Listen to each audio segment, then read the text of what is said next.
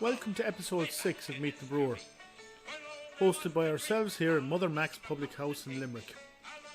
And live from Peggy's Parlour, we'd like to welcome online Widestreet Brewing.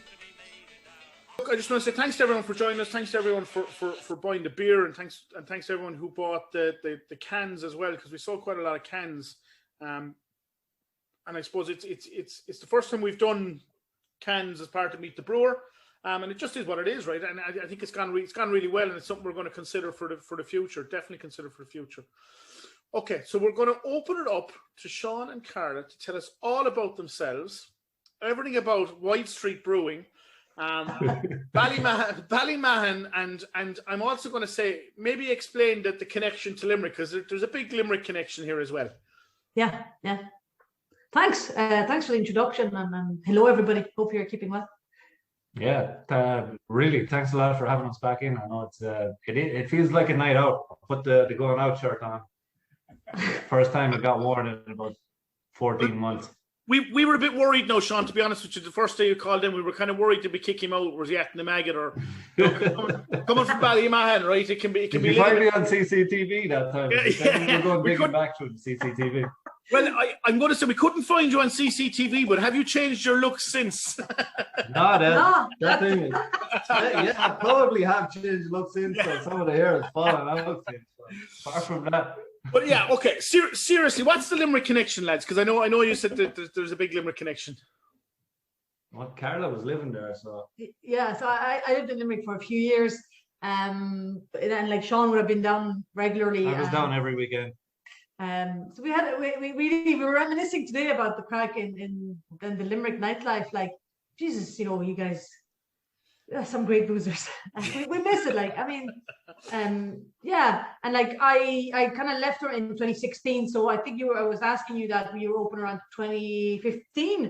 So it was kind of the beginning. I actually remember I remember James particularly. I think it was more James that I've met a couple of times behind the bar. We were chatting to James, but yeah, that's the connection. Yeah. So we were living in town and just out every 3 hours we were out. Yeah, the Blind Pig was closing and we needed somewhere new to go. That's when we kind of. And you boys had craft beer, so that's how we ended up in your place. Turn right down the hill. Did you meet in Limerick? Did you fall in love in Limerick? Yeah, we started going out together when Carla was living in Limerick, so. Yeah, kind of. Let's say that's the moment. That's where it started. So this is okay. We're going to call it a Limerick love story, so right? That's how I was not best man, but one of the groomsmen for one of my best friends who was getting married as well. And at the time, I brought him down to Limerick for the stag do. Nobody who goes to Limerick on a stag do as well. Like, so we brought Ballymahan and Longford down to Limerick. The lads, I'm bringing you into some class fucking pubs when we're down here. I would put it on the map. Like, I mean, it was always, we're a great advocate for it. Like, I mean, it was a great time. I really sort of enjoyed my time down here. And then you moved back to Ballymahan and decided to open a brewery together. That's right. Carla moved to UCD from UL, so she was kind of in between Ballymahan and Dublin as well. But in the meantime, we had the plans. We would have been hatching plans for the brewery when we were sitting in your pub 5 years ago. Good. We weren't shifting and stealing glimmers down there. We were kind of writing business plans. Behaving like, daytime plans or yeah. Oh, Jesus Christ. Okay, we'll be editing that part out of the podcast. Funny shifted. Yeah. But okay, seriously, right? On a really good serious note, right? So you've mentioned like we've some fantastic beers. I've the Berliner, the peach, absolutely gorgeous, right? When did the brewery open? How did it start, I suppose, Sean? And how did you get a love for brewing, really? Yeah, the brewery is open 2 years at this stage, and earlier on today, I opened the first beer that we brewed probably exactly 2 years ago today, just to see how it's getting on. It's getting on fairly well. It's the breath saison. But I started as a home brewer, so I was probably home brewing about 5, 6, 7 years before that, and then I seen myself opening a brewery, but I never saw myself having the money to open a brewery or the whole financial side that's in behind it as well. And then kind of it all came together when I was let go from the job that I was in at the time for about 15 years. So, but in fairness, we had a lot of the stuff bought, and we had it planned, and we were digging floors, and we had the premises. But it's actually interesting because you're the second brewer to mention. Well, I know you didn't say redundancy, but with guys on from Lyman, they basically said it was redundancy, and the redundancy money was pumped back into the brewery, pumped into create a brewery because it was what they wanted to do and what they loved. Creating more hardship for themselves with the redundancy money. I think it's a common theme. Their words, yeah. It's a common theme across. I know Mark as well. We know Mark well. Mark is a good lad. But okay, so you opened the brewery. You opened the brewery 2 years ago. 2 years ago, yeah. Why? Okay, and I'm going to ask, like, because right, we've been doing a bit of digging, right? We've been going through the CCTV and we've been asking some questions and whatever. Final shift and are still in and I suppose, but why the love for mixed fermentation and sours? Why? Yeah. Because it's a difficult thing to do, and a lot of brewers are afraid of it. Yeah, I'd say if we just called everything an IPA, it'd sell a hell of a lot quicker. Sour IPA or saison IPA or whatever. But no, they're the styles I love, and they're the styles I want to make, and I'm passionate about them. So I want to make sure that everybody else is as passionate about them as I am. Good man. And I'm going to ask her because it's very easy to get it wrong, right? Yeah. And especially these styles of beers, right? So you've got to have some unique setup. So have you unique setup? Like, and I mean, I'm going to ask you a really technical question next, right? Because we know a guy, right? And he was talking about Yorkshire squares, versus cool chips, and maybe go into a bit of that, because I think that's like there's not a lot of that in this country. I think maybe you're probably one of three maybe brewers. Say one of two at the minute. Maybe other bank has as well, but I've been taking a lot of advice from Tom at Land and Labour. Yeah. We designed our own cool chip. We didn't design it. We took a 2,000 litre milk tank and made it a 1,000 litre milk tank by shaving the top clean off it. Maybe for the benefit of everyone on the call, right? Because we've done a little bit of research, right? So what is a cool chip? What is a Yorkshire square? What does it do for you in terms of the brewing? Yeah, why does it make this unique? What we were trying to do with cool chip is trying to harvest the yeast from our local environment to create the beer that's gone into the barrels that we put it in. So basically what we're doing is we're creating a totally unique beer, and you can create totally unique beers by either using malt or using yeast or using hops or whatever, but the way we're heading is through yeast. So we need our own yeast from our own town, from Longford, Ballymahan yeast.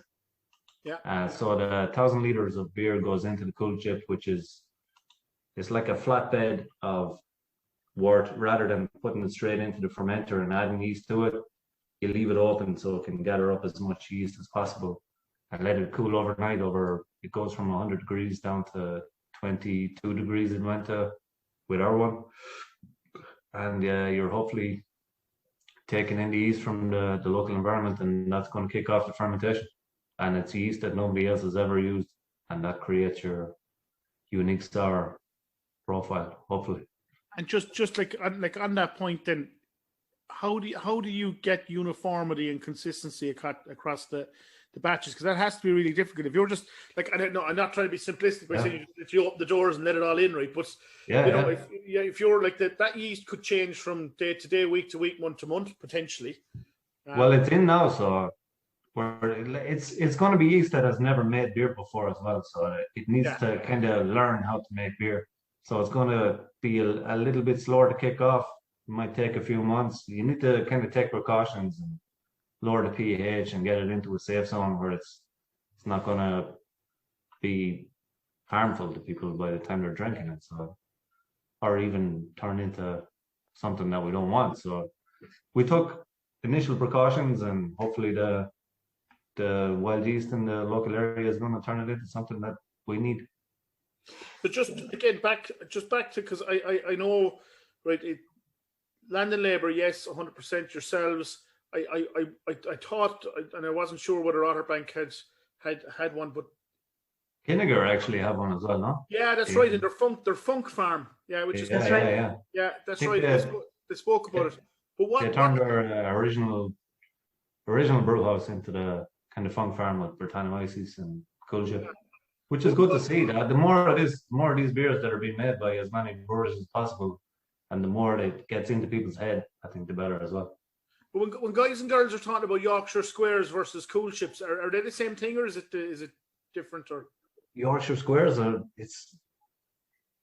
I'm not totally clued up on them, so I can't. Sorry, no, I'm not trying to catch you out. Sorry, no, it just just came up as we were kind of looking into it, like it just came up kind of in terms of.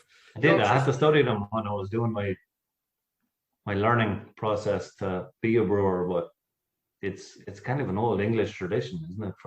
It is. No, it is. It's very much an old English tradition. Yeah.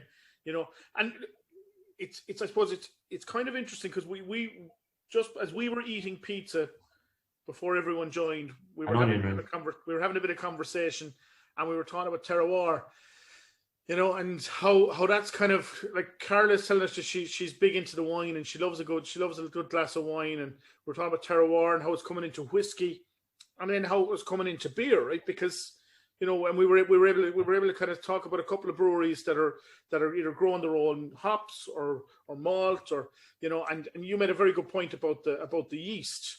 So I mean, you know, people forget about yeast. Yeah, we do. It's the yeast that makes the beer, and I mean, you can put the same malt bill and the same hops bill and the same water bill together with 4 different yeasts, and then you get 4 different beers. It's actually the yeast that makes the beer. And I'm really passionate about yeast, and we're kind of a yeast forward brewery, and that's what we kind of focus on, the Britannomyces and some of the wilder stuff too. Like, so yeast is really important, and it needs more focus. So just Carla, because I know you were said you were kind of more wine orientated before you had a brewery. And now that you've got a brewery, you're loving the beers, and the beers are delicious and all that good stuff. But from a terroir perspective, or just from a, you know, what do you think in terms of the beer? What makes it unique? Yeah, for us it was really important that element when we kind of started brewery and we were writing business plan. We really incorporated that without so much knowing how we were going to go about it, but it was something quite important. And like we're always kind of trying to harvest. Sean mentioned it earlier, but before we started the event, we were always trying to harvest wild yeast from the local area, and that's quite a kind of a trial and error. We have the yeast bank. We home brewed with it. We haven't brewed it on a large scale, but yeah, I think it's really important because, as you said, so I grew up in France, and I come kind of in my family. There's a good bit of wine tradition, so that was always kind of ingrained in me that, you know, what you produce, and we really wanted to be kind of very much focused on farmhouse ales, saison. That's the style we wanted to push. I know you know we have the IPA as well. Like, why not? But but the IPA is important because when people come in to buy IPA off me, I'll always throw them a can of saison, and then maybe the next time they come back, they'll buy a case of saisons. Yeah, but because I suppose we had that conversation, I suppose, before we started. It is sometimes difficult to sell mixed fermentation, big time, sours, saisons, you know, because there's sometimes I won't say misconception, but you know, it's people are a little bit afraid of it. Yeah. Because it can be so variable. I think they're more comfortable with something that says IPA on it as well. So. Yeah, but go ahead, Carla. I think it's going to go for, like, I know it's going to go full circle. It's just a matter of time. So what we're doing here is just kind of getting it out there. People are trying it. I already see it, even though 2 years ago when we started, how, you know, it was a hard enough-ish sell. Now, you know, you see much more of the style. People have experimented with Belgian style stuff. So really, I think, I don't know if we keep doing what we're doing and other breweries are doing it well and like, you know, dishing out kind of different not your traditional style. You know, we're getting there. People will go full circle. I mean, we all started loving hoppy beers. I'm the first one, like, you know, I love like West Coast IPA. Yeah, that's like what I crave a beer. I crave a West Coast IPA, but like so variety is the spice of life, isn't it? Yeah. Yeah. So, okay, so you kicked it all off 2 years ago. You set the brewery up. You know, I suppose give us a like we can't go and see the brewery right now, but kind of give us an overview of what it looks like or because by the sounds of it, you've made some of this yourselves. You said you took a milk tank to help to make make your I'm not going to call it a Yorkshire Square, right? I'm going to call it your cool chip, right? You make your cool chip. What else have you done? Square, isn't it? Yeah. No, yeah. I think it was maybe 2019, the Christmas just after we started up. A good friend of ours that lives in Ballyman, he invited. I said to him, "Look, call around." It was a cold night in December, and I said, "Sure, look, call in and we'll have a couple of pints." Back when people could sit down and have a couple of pints. And your man came in and he brought his brother, and his brother is a dairy farmer, but he was after scaling up his dairy farm. So he said, Jesus, I have a 2,000 litre tank sitting in the yard that hasn't been used for the last 2 or 3 years. So I was, giving him the side eyeball. He said, look, if you need it, I'll drop it into you. But that was 2019, and it's only 3 months ago that we actually got it in and got to work on it and tore it apart, ripped the head off it. And it's a tank within a tank and turned it into a cool ship. Now, what about the brewery? Like, do you want to say a bit about the capacity and say the tanks in themselves? Like what we're... Yeah, tanks-wise, we're a 1,000 litre brewery, and we have 4 regular fermenters that we're using now for the core range. We started off with Brettanomyces Saison and Brett Pale Ales and two Brett Pale Ales, 2 Brett Saisons. But now it's the stainless steel has become the core range stuff for Monksland, and like our Belgian Stout and our House Saison and Mipples. Cashmere is just getting brewed left, right, and centre because everybody loves an IPA, no? Yeah. It's funny because you mentioned Mark from Lyman, and Mark kind of said he started out he was into kind of dark beers, right? Yeah. He started out with an idea in his head of what he wanted to brew and for himself. And he said probably one of the quickest learnings he had was, I've got to stop brewing beer for myself. Yeah. And I have to kind of brew it for the market. So I think you still need to brew the beer for yourself, but also you can't. The tail is wagging the dog for every brewery in this country, and IPA is the tail. But people need to stop drinking IPA and start exploring the other stuff. I say that in every Zoom call I'm ever on. It's the one thing I always say. Yeah, explore other shit than IPA. It says me that makes an IPA. Yeah, because what came first? So did the Cashmere come first, or did the Cashmere was Cashmere for our local pub? The local lad Pat and Skelly's, he said, "Look, if you could do me an IPA, that'd be deadly." So we brewed him an IPA. I did him 60 litres, just 2 kegs, and we're gone in like 2 days. Yeah. So I said, okay, we need to scale this up. So we scaled it up, and then COVID happened, and then I had a load of kegs of fucking Cashmere, and there was no pubs open. And I think our core range came about at around COVID, like because we realized, okay, obviously, you have to keep the lights on, and it was kind of a good. There were beers we could turn around quite quickly. Brettanomyces beer, mixed fermentation beer, they need to be fermented much longer. They need time to mature. They need time we can condition, so they need a little bit of time in can. So it wasn't as fast of a process as we thought. So that was good way. And I think with the core range, the idea, particularly with the House Saison one, and it is priced at a really sort of entry price point, is because we wanted people to try it out. It was kind of this gateway beer. Try it out, you like it. Same with the IPA. I suppose you like what you brew, you might try something else. And then I don't know. We just kind of tried it, and I think, okay, as we said, people try those beers, come in and try the most innovative stuff. I mean, it's true, you can't just have specials. And initially, we just started with that. We were doing specials and mixed fermentation left, right, and center. And maybe my whole opens the brewery and just starts with Brettanomyces Saisons and Brettanomyces Pale Ales. But I'm going to say, Sean, kind of business. Who drew up that business plan? Yeah, but it's probably take COVID out of the equation, right? And there's probably 15, 20, maybe 25 decent craft beer pubs throughout the country, right? Who would take that beer, who would take it on, and who would try it, right? And who would foster it as their own and look after it and sell it, and they would have a customer base within there that would go for it, right? That wouldn't be afraid of it, right? So without pre-COVID, I can understand why you might want to do it, right? Especially with a 1,000 litre system, it makes sense, right? That you'd be able to facilitate the bars, and obviously, look, we are where we are, right? And I mean, probably, I'm going to ask just a question. You can answer it or not, like, but how did your canner? Because I presume you had to get someone into can. How did they feel about working with mixed fermentation? Because sometimes you get a bit of the beauty of that is we are our own canners. We have our own canning system. So. There, you never mentioned that. It actually says it on the label of every can. Oh, Jesus, swear. It says canned at Widestreet Brewing Company by Widestreet Brewing Company.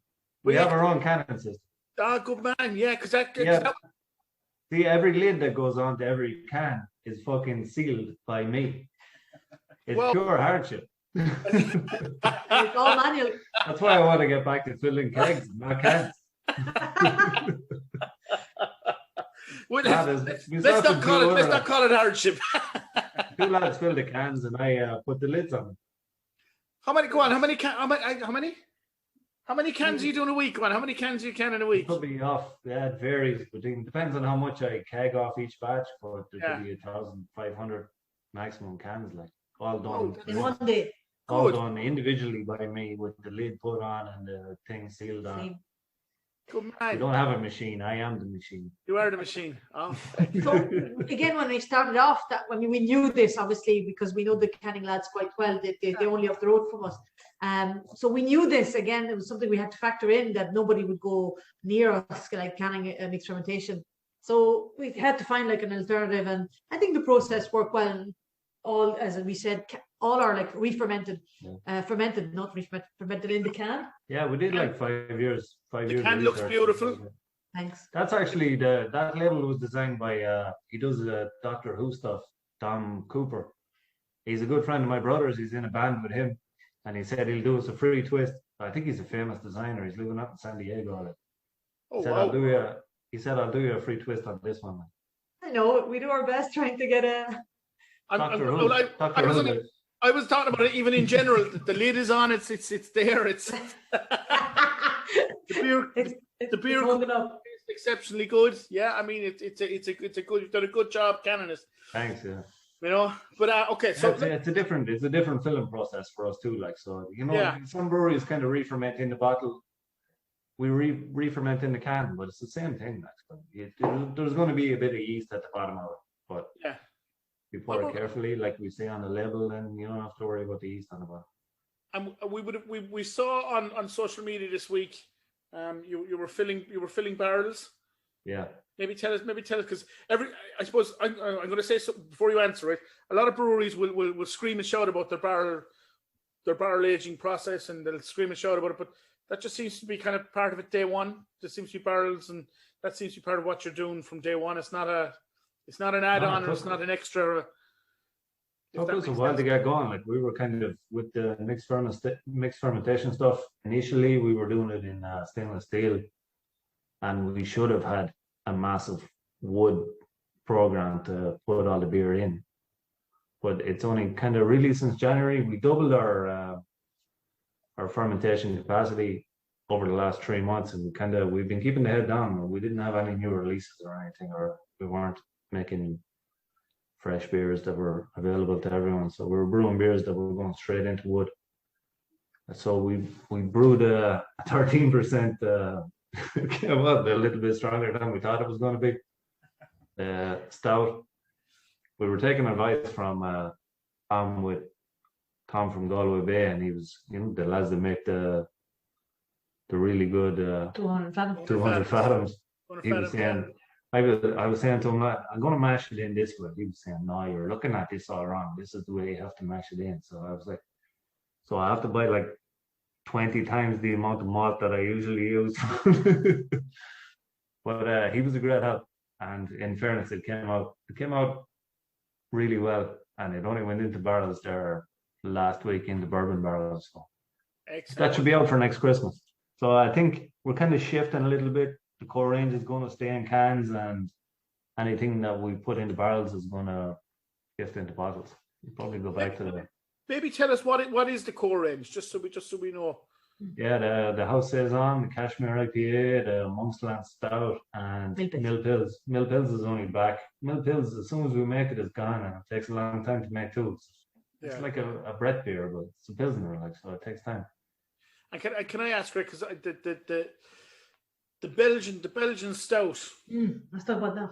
Yeah, let's talk about that one. It's 6.6%. Get you the Belgian Stout. No, it's not. No. 5 point something. 5.2 or 3. Well, maybe we're thinking of the wrong one, are we? Yeah. You know? Monksland? Yeah. Oh. Okay. Maybe okay. We're reading the wrong notes, so we're reading too many Yeah. Yeah. The idea behind the Monksland was never seen too many Belgian stouts. No. And I was trying to do a bit of research, and I was trying to put a Belgian twist on a stout, and I couldn't find any out there. So I kind of had to design my own Belgian stout. Okay, that last. Come on. Initially, we released it for Christmas. We thought, it was kind of a nice addition, winter. Just kind of a nice winter stout. Yeah, used the kind of I wouldn't call it a traditional stout recipe either. We used 5 different Belgian malts in it and Belgian yeast, but there's still a little bit of roast malt in there to give it a roast kick, but it's predominantly chocolate malt that you're getting the. And the yeast. What about the yeast? Yeah, the yeast is Trappist ale yeast that the monks use for making their beer. So. Sorry, Owen Knockton is saying he's only finding out there was a stout. No, there was one in can as part of the triple that the lads had done. I'm going to open it. I'm going to say, Owen, right, we have none left. It's all for us. If you haven't gotten it, you're not going to get it now.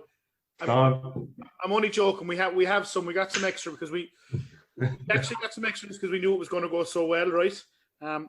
Hey guys, if you love it, we'll bring down more. No issue. Just no issue. So tell us, I suppose, right? What makes it? What makes it uniquely what it is? Like, I know we've said that the yeast but what's is it just solely the yeast that makes it a Belgian stout, or? Yeah, I'm a firm believer in yeast. Decides what the end style of the beer is. I could have used the US-05 or some American ale yeast or something, and it would have turned out like some other normal stout. I think the yeast adds some of the extra flavors to it. So, and it's all Belgian malt as well. And just because it's an ale yeast, it'll ferment differently to what we'd normally expect, wouldn't it? Depending on your fermentation temperatures and stuff, like every different yeast strain has its own characteristics. So I kind of analyze the yeast more so than the malt when I'm designing a beer. I start from the yeast and then work back. You know what? You're actually probably for us, right? Because we've done not just in this series in terms of virtually meeting the brewers. We've done quite a lot of meet the brewers in the past, right? And you're probably the first brewer to discuss yeast as much as you have, right? Realistically, right? Because everything keeps coming back to the yeast, right? So I'm going to ask her. You must, right? Okay, you must have a yeast R&D section that you're because I know you've said you're already harvesting yeast from all around Ballymahan, and you're looking at it, right? And you're selecting the ones to use. What we have a microscope in the brewery as well, and we kind of analyze all the yeast strains, and we can see where the Brettanomyces. We can look at each individual yeast strain and the cells through the microscope and see what's in before we ferment as well, like so. In the next 5 years in Widestreet, right? Because obviously, whatever way you grow it, I would assume yeast is going to have a big part of it, right? What do you think is going to be next for the yeast? What's going to be the next big breakthrough for yeast? Big breakthrough for yeast? For yeast, For ye, yeah. What are you going to do with it? For ye or yeast? Yeah. For Widestreet, for yeast for Widestreet Brewery. What's going to be the next big breakthrough? Or what we're kind of focusing on is the barrel age program, and we're doubling and hopefully tripling and quadrupling the amount of beer that we're putting into barrels. Ideally, I'd love to have no stainless steel in the brewery whatsoever, but I need to brew in it. I'd like everything to be in wood and just kind of transfer everything from there into bottles. And yeah, we need the core range in cans and stuff. Yeah, I'm looking forward to more cool ship beers. Ideally, the cool ship beer, next year we'll only have the first year version of it. But in 3 years' time, 4 years' time, hopefully we'll have the 3-year blend and then perpetual blends of that going on forever. So we'll have our own kind of version of Alembic, basically. So I'm gonna ask two questions on it, right? If I was to buy a cool ship beer now, right, what's probably one of the most prevalent or popular cool ship beers out there? Irish ones, Land and Labour is the only one. Well, even outside, is it Steam Anchor Steam is coming to mind? Is this are they do cool ship beers? No, I'd be heading more kind of Belgian side, to be honest. Okay. So any Gisbone, Mariage Mariage Parfait, but I think the California Common, the one Anchor Steam you're thinking about, is more the process, how they kind of harvest a bit of steam from their local area. So it's kind of a nice, interesting process too. That's another thing, if you don't mind saying. We're like, the cool chip is not just something that we're going to use for making cool chip beers in. I'm going to use it as a kind of a hop back for wet hops, using leaf hops and dry hop, and kind of a whirlpool type situation between the kettle and the fermenter as well. So it's going to be a full-time. It's big and it's bulky, but it's going to be used all year round for every beer. Yeah, I suppose I'm kind of thinking, right, like, we've a local brewer here by the name of Mr. Steve Kineen, Treaty City Brewing, right? He built a brewery kind of out of X kind of. Yeah. I'm almost going to say X milk equipment, similar to yourself, right? And I think if we were to talk to him right now, if we were to bring him on right now, and we were to say what was something that you won't do ever again, right? He'd say, I'm not going to make my own equipment ever again. Say if you were to bring him on now, nobody else would get a word in edgeways. I was on a couple of chats with him. No, be careful. No, he's a lot of fans on that. Yeah, he's not logged in, is he? He's a lovely. He's a good crack. Treaty City, right? Yeah, he's Treaty. Yeah. Okay, so what I suppose, we've kind of gone through the brewery a little bit. We've gone through the why you've brewed. We've touched on the core beers that you have. Let's maybe talk about the sour beer that we poured this weekend, right? Because it went down really, really well, right? And it got some really, really high praise. Maybe just tell us a little bit about it, and I'm going to leave you discuss the praise because I think it's only fair. So a good friend of ours, Cyril Downs, gave it some very, very high praise. Down to earth, yeah. I think we brewed it nearly 2 years ago, so I don't even know how to describe it. I've none of it left in the can. We have a bit. We have a can. Yeah. Okay, I'll open a can. Well, actually, you can talk about it. It was brewed. It was barrel aged. It was. No barrels. No barrels. Everything we did up until, I'd say, January of this year everything was in stainless. So we were kind of tying ourselves up by leaving stuff in stainless and aging it for 9 to 10 months and 12 months, and then re-aging it back in a can. And then you're tied by the can itself is only rated for 12 months, even though it can be all right for fucking 24 months, 3 years, 4 years. The can is not a bother about. So I suppose I was saying earlier, it kind of was almost like I know, and I don't want to do a whole cold comparison between it, but it was almost like a Kiev cider, and Cyril had compared it with a Sidra, and I was happy to see that comparison too, because I love and it was Sidra as well. And it's from a big hype. Phrase, yeah. But maybe explain why he would say something like that. Why it's such high praise. Yeah, the way it's fermented, I think most breweries, they don't want live lactobacillus and Brettanomyces in their brew house. But we are predominantly Brettanomyces and Lactobacillus, so we want to try and make the most complex sour as possible. We don't make kettle sour beers and turn them around in 2 weeks. Yeah, I think that's where the complexity comes from. So to explain it maybe a bit more, it's aged. It's just aged in stainless steel. Obviously, ideally would have been aged maybe in wood, but like say this was aged in 6 months in stainless steel before we packaged it, and obviously since then as well, kind of longer. But maybe you want to explain the difference between kettle souring and aging.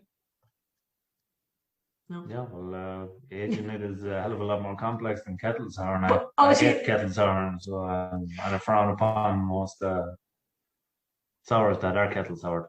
You can see the difference. I think hopefully people can see the difference between a kettle sour and something that's been left for 2 or 3 years with the yeast that gives it its complexity.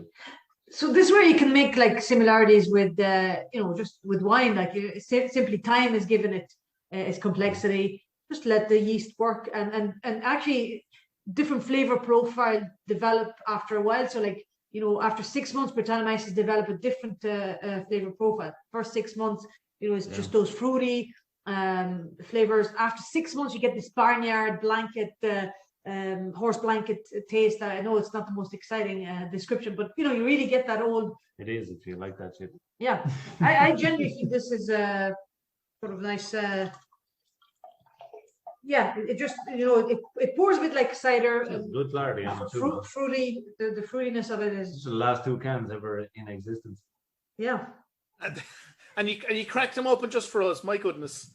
So I never had it off the keg. Yeah, it's delicious off the keg, right? We've quite a number of people actually drinking it, and as I said, the feedback thus far has been exceptionally good for it.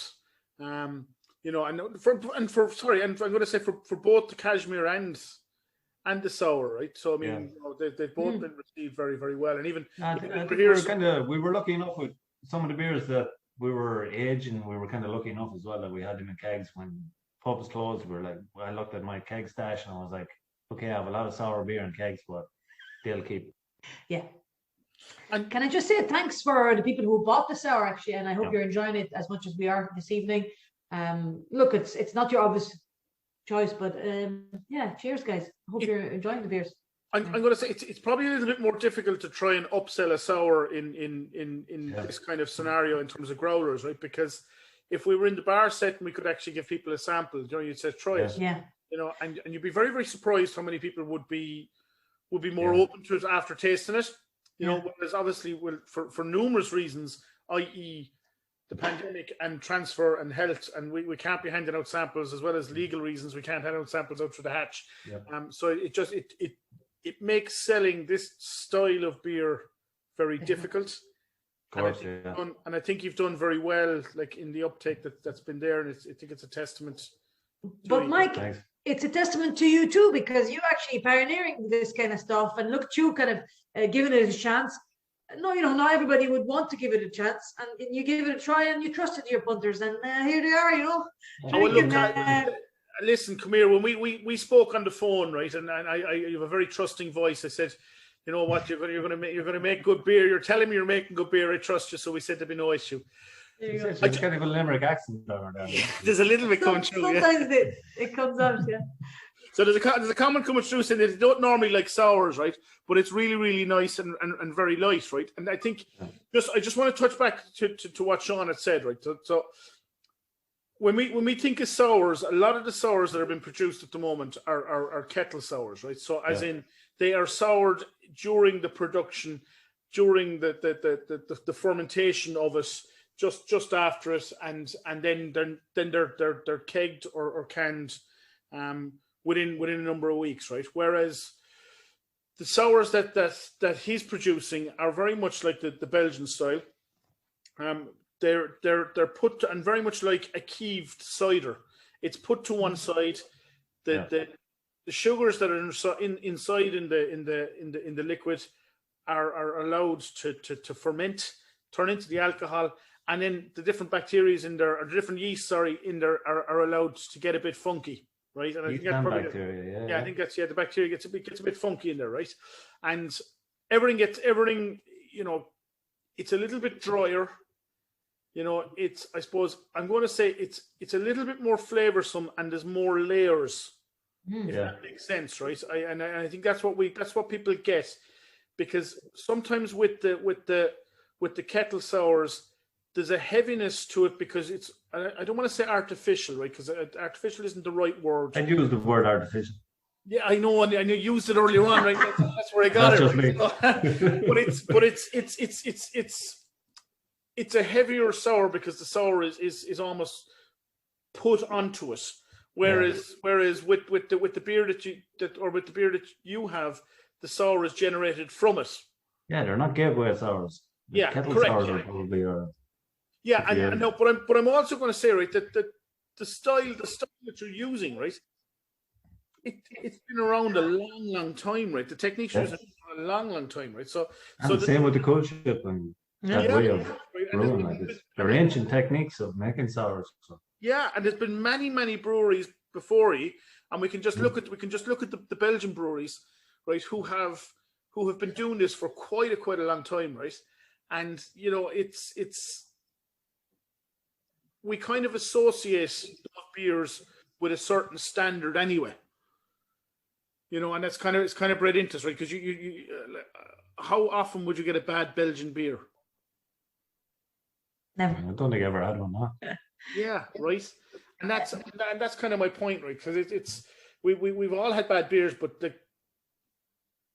I think the style and the way that it's brewed.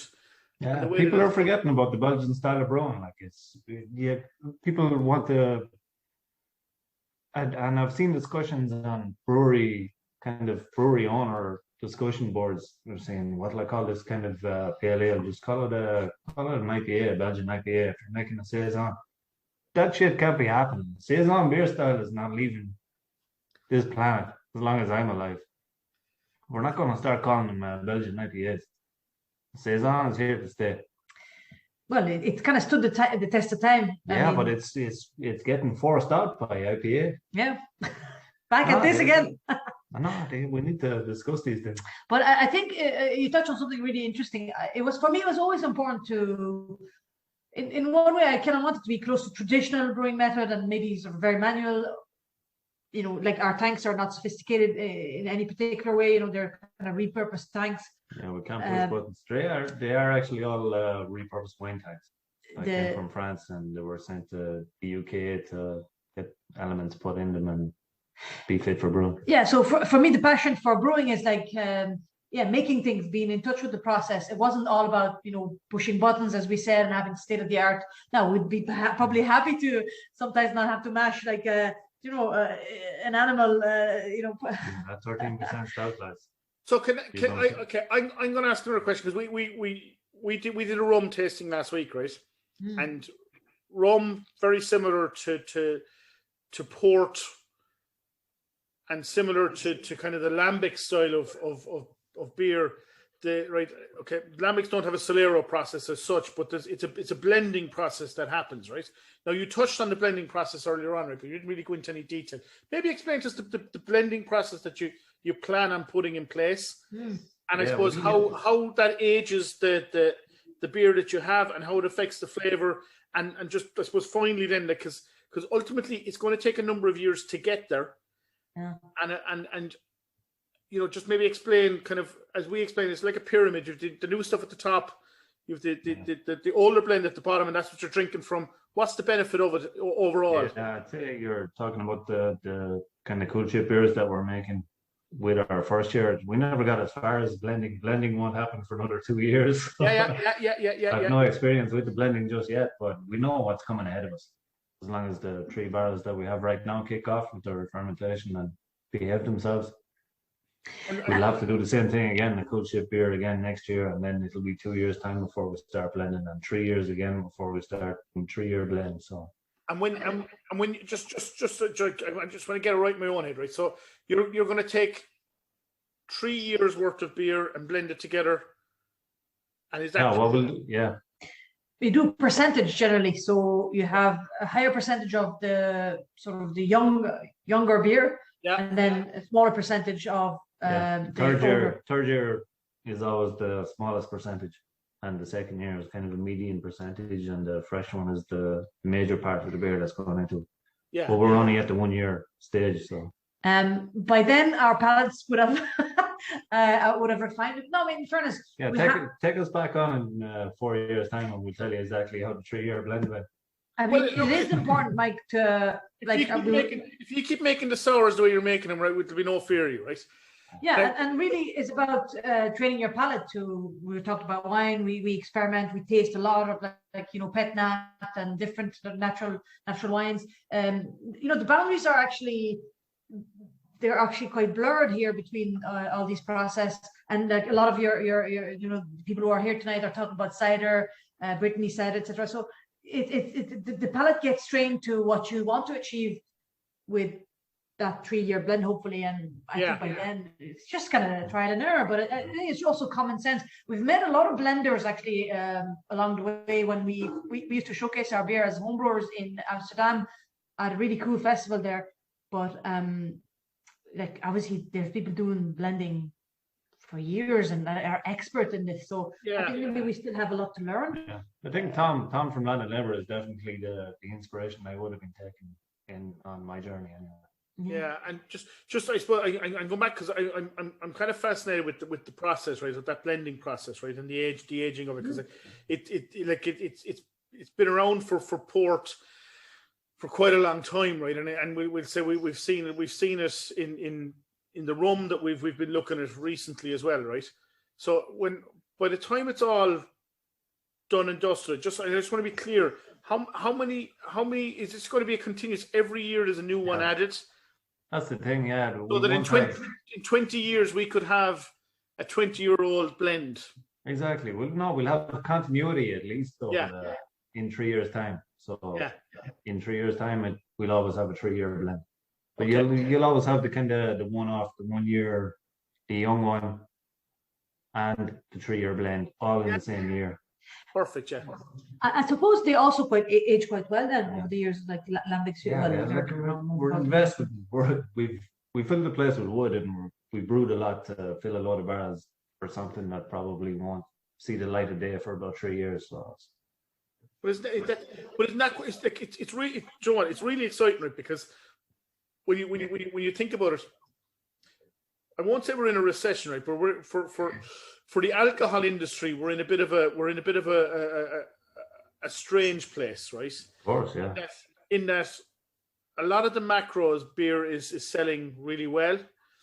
A lot of the more artisan beer is doing okay, but not doing as well because it can't pour on a counter, and pouring draft is kind of where a lot of the breweries would make their money, right? And then you look at yourselves, right, and a few others, and you're investing heavily in the future 3, 6, 9, however that would be number of years, right? And I think now is the right time to do it now.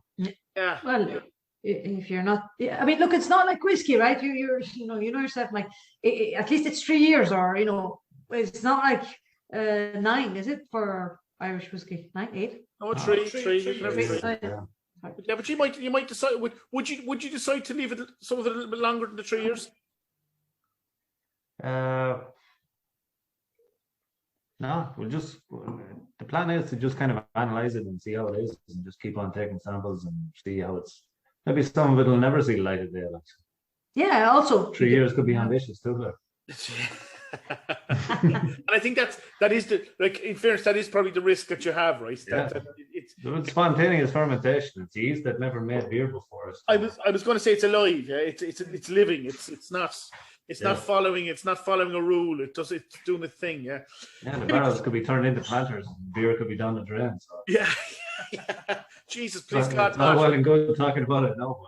Yeah, but maybe I just want to come back right to the peach Berliner, right? Because I have to say, in terms of feedback, this peach Berliner has actually gotten quite a lot of feedback, and it's all been exceptionally good, right? Good. Were they what gave it the peach? Was there peaches in it, or was it the yeast, or was it? There was 100 kilos of peach.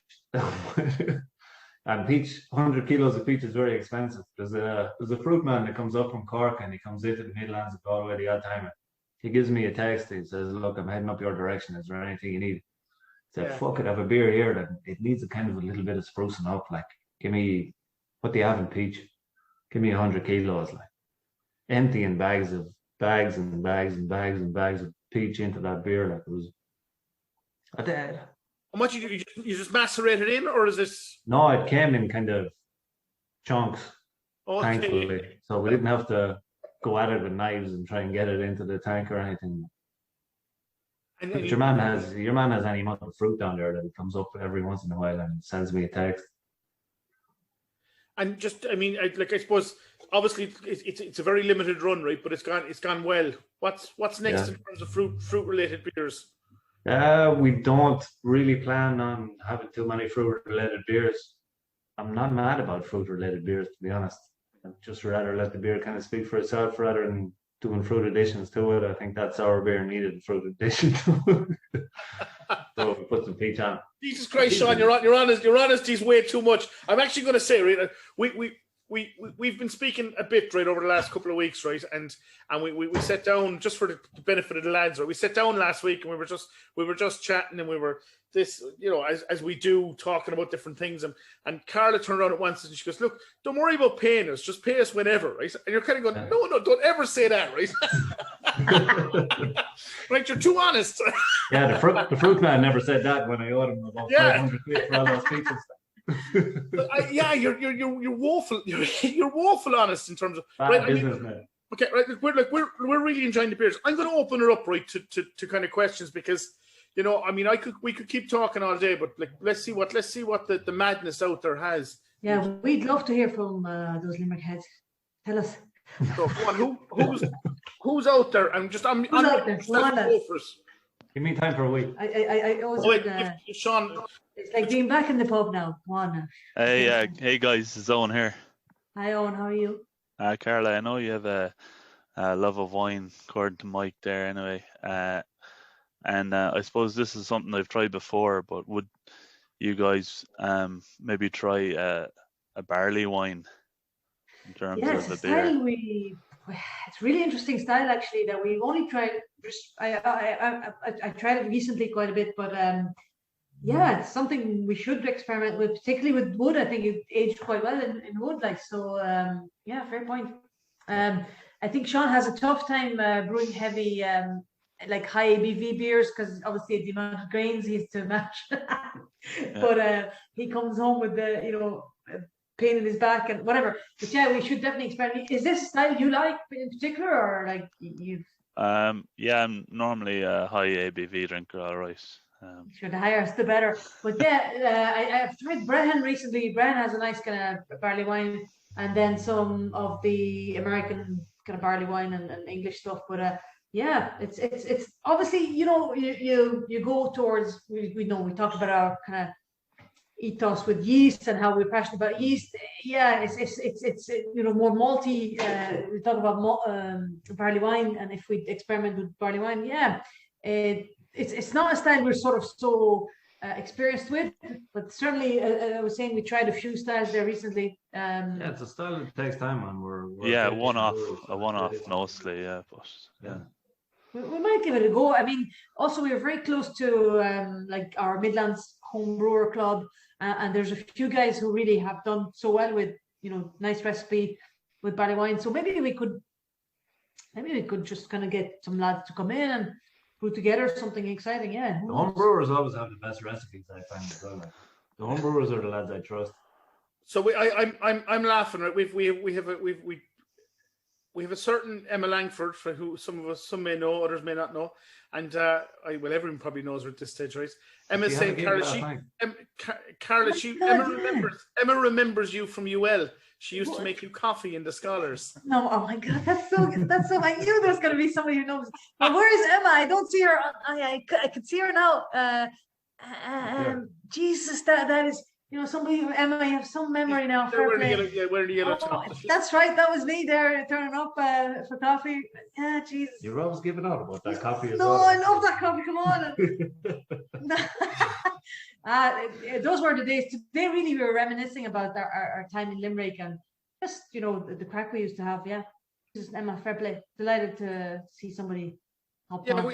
have we any other Scotty, have we any other questions from the room? Come on, you've been way too quiet. Wait, John Noel, go on, John. Unmute yourself, John. Yeah, I'm unmuted. Can you hear me? Yeah, go ahead. Yeah, I still got my. You're getting good at this, John. I figured out where the buttons are. It only took 4 times. I'm really enjoying this sour. It's new to me, but it's really nice. My question though is about terroir. I was really interested to hear your comments about that, and I'm especially in relation to yeast. I'm wondering whether it's even possible to exclude the influence of local yeast on any beer. I noticed in America, as you go from west to east, the beer does change character. Like Colorado beers that have a distinct character, and I don't think that's entirely down to just the influence of fat tire. So yeah. I'm wondering about your thoughts on that. Yeah, I think with you're talking about IPAs, West Coast IPAs and East Coast IPAs, or? Well, I was actually thinking earlier than that, back in the 90s and the early 2000s when Sierra Nevada and Anchor Steam were big on the West Coast, and then Fat Tire and that crowd in the Rocky Mountains, and you had Boston Brewing in Boston. IPAs weren't that big a deal, but the beers I think it was still had a distinct. It was an introduction with the English ale yeast as well. I think that's what the hazy foods were using on the East Coast, and they were using that as their secret for a long time. Nobody knew about this. That's where they were adding their extra esters from. But even with mixed fermentation, I think we spent a bit of time on the West Coast in the US there when we were kind of researching a little bit mixed fermentation. I actually think definitely West Coast has a bolder, say with sours, like extreme sours. We came across. Yeah, some of them were too extreme. Like you can go overboard with sourness too, like. And then maybe East Coast, there's so many other examples like Crooked Stave, or even our friends in Allagash. It's a little bit more. Or Hill Farmstead, like these are kind of quite good example of mixed fermentation beers. Maybe it's a bit more measured. So yeah, you might be right there that there's some sort of a what part of America are you from? I lived about 5 blocks from the Anchor Brewery in San Francisco. So. Yeah, we flew into San Francisco about 2 years ago looking for some West Coast influence and checking out some of the sour breweries over that side of the world before we opened the brewery. And I definitely found we found some serious influence over there. But what we were saying is it was completely different from what we were expecting, say what we knew from as I mentioned, East Coast stuff. And kind of many and varied styles of sour as well. Some extreme sours. What was that place? St. Louis Obispo. St. Louis Obispo. Right. There was a kind of very, very extreme sour, like stuff that you'd sort of even as a sour drinker, you might say, "Here, look, this is a little bit too sour." Can't remember the name. Come back, but it's an interesting question. I think. But just to John's question, right? So you obviously you've picked the yeast, and you've added the yeast in, but do external yeasts in the brewery have an influence as well, or is the yeast that you've added the dominant yeast? I suppose it was kind of for all of the beers at the minute, apart from the Cool Chip beer, it's all kind of designed basically, and we get our yeast from Bootleg Biology in Nashville, Tennessee. Yeah. So we get kind of blends of Brettanomyces and Saison yeast strains. And apart from all the Cashmere and the core range, it was kind of US05 and Saison strains. And just back to John's question, because it's somewhat interesting, right? I wonder though, as you move across areas, like, and maybe Ireland isn't the best because we're smaller. Ireland is relatively small compared to other countries, right? But as you move across the US, I wonder, are certain yeasts sold in prominence in certain areas because the yeast man has more of us? And is that what maybe is leading to that kind of terroir question that John had? Yeah, there was some of the yeast labs in the States. I'd say there's only 4 or 5 kind of, if you want to call them kind of craft yeast labs, lads Yeah. that would have set up as kind of home brewers themselves. Maybe they were home brewers and then they realized it's handier making yeast than it is making beer. But you still kind of need the same equipment. Yeah. But to grow up the likes of Brettanomyces and wild yeast, like I gave your man in Nashville local yeast from Ballymahan for him to grow up and send back to me as well. Like he has the capacity to do it rather than us doing it. Yeah. So did we say that? So our local, our yeast dealer, in fact, is from Nashville, Tennessee. It's really cool. Yeast shop. You can buy their stuff online if any home brewers here. He has cool Bootleg- t-shirts as well. Bootleg biology. This guy started as a microbiologist, and he just grew up yeast in his own mini house lab, and now it's kind of an official, obviously. Now he has a business from growing up yeast. And that's where our yeast come from. So it's also quite expensive. Like that comes into liquid form, and it has a bit of a premium price point because where it's coming from and the quantity you have to get. But Pictures on Twitter next week of our fresh cheese lamb. Fresh cheese is coming in next week. And our fresh t-shirts. And is it just in terms of shipping? Like, is it expensive to? Well, I don't know expensive to ship, but is it difficult to ship? Because I presume you don't freeze dry it. It comes as liquid. Fresh.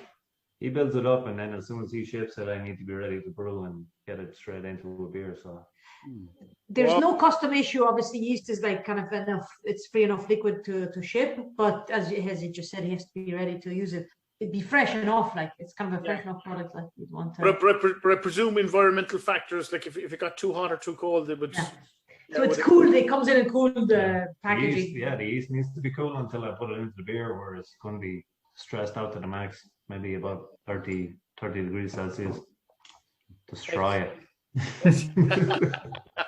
But I think it's cool to say, like, and again, if there's homebrewers out there, I mean, homebrewer scale is ideal to experiment with wild yeast or the Brettanomyces. So if you have a bit of time on your hand and if you're a bit curious about, and we actually offered it up to the Midlands Beer Club. I don't know if you're in the Midlands Beer Club, but we said, look, I'm placing an order with Bootleg in Nashville if anybody wants anything. And then I got these orders for t-shirts and 25 orders for different wild yeast strains as well. Like there's home brewers out there still who are using these yeast strains as well, and people are passionate about that stuff. So it's good to see that, and I'm more than happy to facilitate that. Yeah, and again, there's a good question there. I think from Pat and it's Pat about like wild yeast kind of wrangling and capturing wild yeast. Like we've done this quite a bit in local area. We've done it like when we go on holiday in France. Say we were doing winery tour in France, and basically we were running around. That was God. We have swabs. And we go like you swab just the vine. Basically, you just quick. Your man is coming. There was a farmer. They were actually trying to. I don't know. I think they were pruning or whatever they were doing. But basically, yeah, we just swab like a lot of. Yeah, we were going in with our delicate fucking cotton buds, trying to take the yeast off the. Sometimes it works, and I think this particular experience didn't work. But obviously, our local yeast in just the forest, it's called Newcastle Forest, that worked. And if anyone wants a bit of advice, like just ping us on Instagram and say, like, Sean, how do you go? Like, really, we'd be happy to help. I have a blog post as well where I tell you how to harvest your own wild yeast. I think this is a bit of a cool sorcery experiment, like, you know. And there's a question that came in, and we kind of missed it from Pat O'Loughlin. What's the most? No, I'm gonna. What's the most boring beer that you've brewed, right? And I think the reason he's asking that is because you're into kind of the saisons and the. What was the question again? What's the most boring beer that you brewed? The most boring one. Yeah. This is probably the IPA, isn't it? Ah! I know it's only boring to brew because I have to brew so much of it and people keep on buying it. So it's, you envisage yourself as being a kind of a idealistic one-off brew each and every time, and it's always going to sell out, but you kind of need the IPA in the background. It's not boring to brew, but it is our most boring to brew. And just it's something we sometimes ask, right? And what's the biggest brewing mistake you've made, either as a home brewer or as a yeah, I can tell you, I know exactly off the top of my head. I fucking remember it. I was doing my first ever kettle sour in the house, and I was at work at the time as well. So I said in the morning I'd start this kettle sour and I'll leave it in the kettle in the kitchen. Okay, it's at a steady 40 degrees. I'll head off to work. I'll come back at lunchtime and then I'll check on it. If it drops a few degrees, I'll warm it up a little bit because it's in the kettle.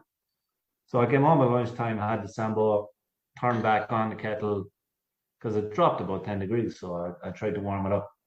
So I turned on the kettle and finished the Sambo and headed off back to work. Therein lies the problem. I came back from work.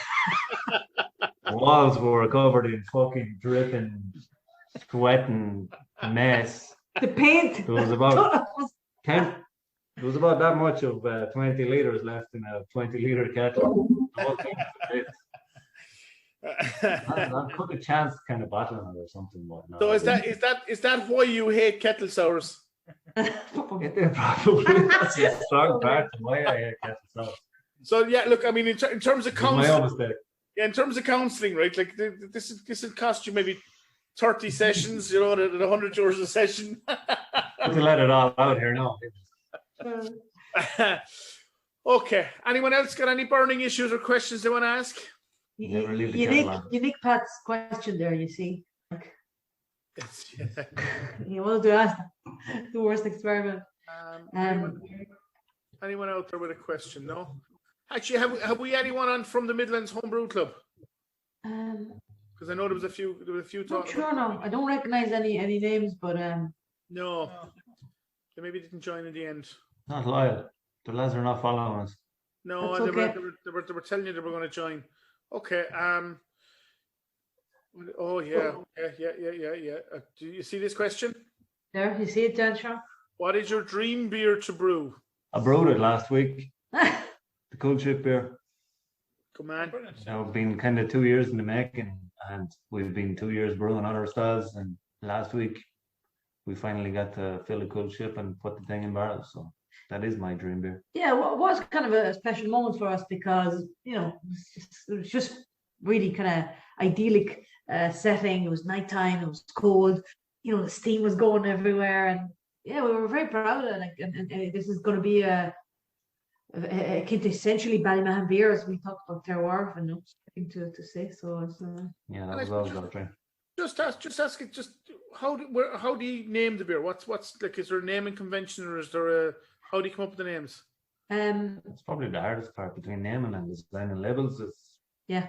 I'm not a big fan of naming beers because it's just a never-ending process. But often it comes kind of organically with you just give it a think and what it means to you. Well, no, there's a nice kind of but the finished product, when you start tasting it, you're like, yeah, maybe we should aim this one a little bit more sunshine wise and give it a kind of a brighter feel, and then other times it needs to go a little bit darker and sinister.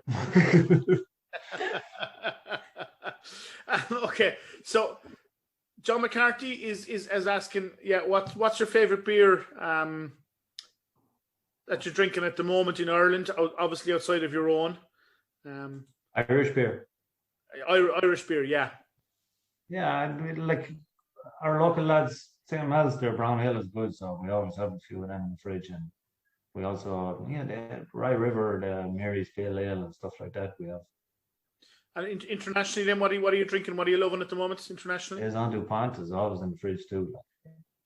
Belgian style predominantly, but I'm sort of doing. I'm working towards my Cicerone kind of certification, so a lot of English style at the minute. While meeting online has benefits in the current pandemic, unfortunately, the last 10 minutes of the recording was not captured.